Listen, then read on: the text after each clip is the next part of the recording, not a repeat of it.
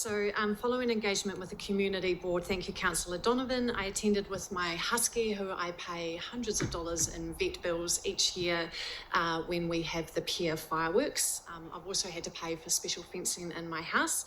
And I received a response from council staff which did not address the core issue. So I'm here today to talk about New Brighton Beach and the fireworks. It is a tidal coastal ecosystem. It is a habitat, not a venue. So fireworks, as we know, release heavy chemicals and metals directly into the air, sand and water. The tide does not wait for a cleanup and wildlife do not wait for daylight. If an event cannot be cleaned immediately and safely, it should be held in a location where harm is inevitable.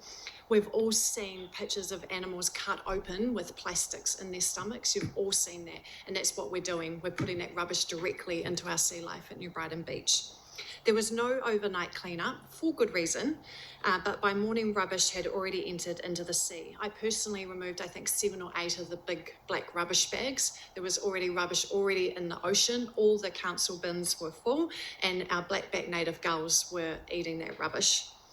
Fireworks can also cause acute distress to wildlife and companion animals, even outside of nesting season, because they waste critical energy with the response. Companion animals panic, flee and are injured. We've all seen that we're moving to banning private fireworks. It seems crazy then that we'd have bigger, louder, more intense fireworks and be okay with that. Christchurch actively celebrates and protects rare bird life along the Avon Heathcote estuary near the New Brighton Bridge. In August last year, Christchurch City Council produced an article with the title reading, "The wetland is becoming a haven for native wildlife with new bird species flocking into the nest." That's where they opened it up, just by the bridge. I live just there. It's absolutely beautiful. And Mr. Crosslands is quoted as saying, "Loud noises, including motorbikes and fast e-bikes passing through the area can disturb the wildlife, as can dogs running off lead.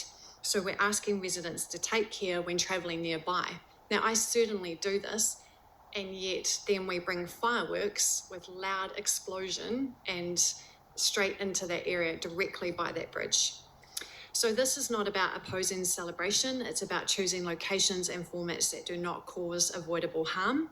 Today I'm here asking the council to commit to ending fireworks at the pier and to lead with environmentally responsible alternatives. And on the last note, I just encourage you to check out what Rotorua did for their Matariki celebrations. Absolutely fantastic and shows a good example of alternatives. Thank you. Have you thought about things like the drone light shows? You mentioned that has been tried elsewhere. Have you done much work looking into that, and can you give us any more insight? No, I think you would need to do a comparison, and I don't have that current documentation of current state and what that looks like to do any sort of comparison, but across the country it has been done, so I'm sure we could reach out to other councils who are doing it successfully. And in regards to some of your concerns around sort of pollution and animal welfare, are you aware of do you have a view on what that might look like? Yeah. Or you don't know enough about it at this stage? I think that with all those alternatives with the drones and light shows have been successful and haven't caused any harm that I'm aware of for animals. And I know even with lasers, for example, they're actually a really good goose deterrent, by the way. You put green lasers around, they work on golf courses.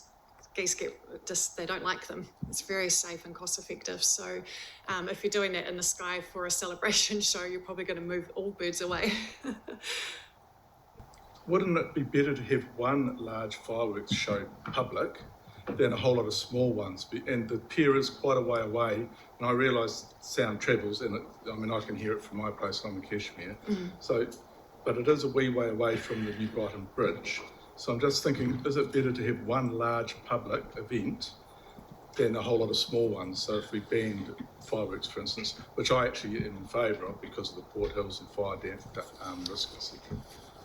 I don't think so, to be blunt about it, and that's purely because wildlife and companion animals don't say, "Oh, this is okay, this is private backyard," versus the loud explosions. And I think that bridge is very close to the pier. I actually live right in between them, and my whole house rattles and shakes. And as someone I said who does wildlife rescue, I see firsthand the impact of the birds that die after a public event. Thank you.